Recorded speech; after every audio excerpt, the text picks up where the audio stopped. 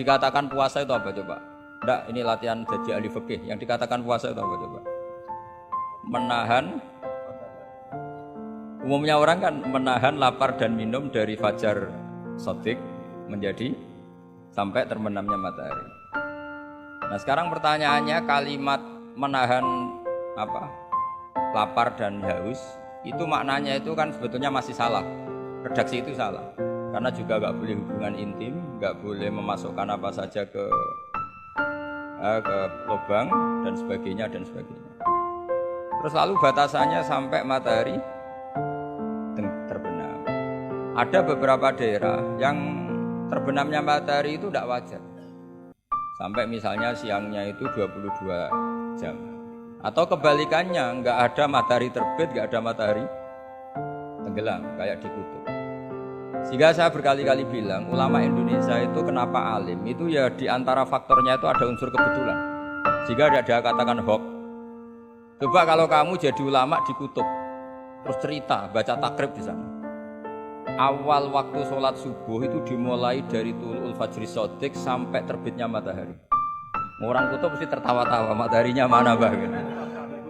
Waktu zuhur adalah ketika matahari agak tergelincir ke arah barat dari garis tengah.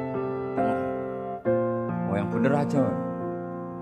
Tidak ada matahari kok semua ukurannya matahari. Sehingga dalam ilmu falak astronomi diterangkan daerah yang enggak diliwati khotul istiwa, kalau dalam bahasa Indonesia disebut katul istiwa, itu sebenarnya dari ilmu falak Arab, itu namanya khotul istiwa. Khotun itu garis, istiwa itu garis tengah. Khotul istiwa itu jadi bahasa Indonesia katul istiwa. Kayaknya tidak mungkin lah orang Indonesia pertama ahli falak, mesti yang ahli dulu itu orang Arab, karena ilmunya dari Arab. Jadi dari kulaan terus dijadikan bahasa sendiri apa? Katulistiwa. Karena kita ngaji di Indonesia, kebetulan Indonesia termasuk daerah yang dilewati apa? Katulistiwa, sehingga waktu kita normal, trennya ya 12 sama berapa? 12. Nanti ada masalah itu misalnya kamu tadi di kutub, lalu puasanya gimana? Apa dikonversi, tetap polanya 16 jam, terus konversi per antar sholat itu kira-kira berapa apa? Jam? Taruh saja misalnya kamu sudah duhur jam 12, ya trennya asarnya ya jam 3. Kan nggak mungkin habis duhur jam 12, asarnya jam 1. Karena polanya tafawutnya antara duhur dan apa? Asar itu 3 jam. Setelah duhur sama asar sama maghrib polanya juga 3 jam. Maka yang seperti ini mau tidak mau harus ada pengecualian.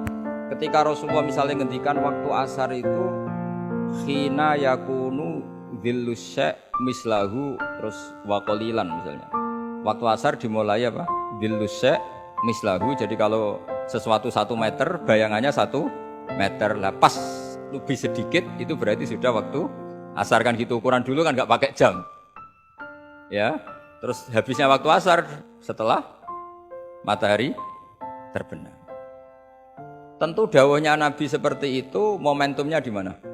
Di daerah yang dilewati khotul istiwa.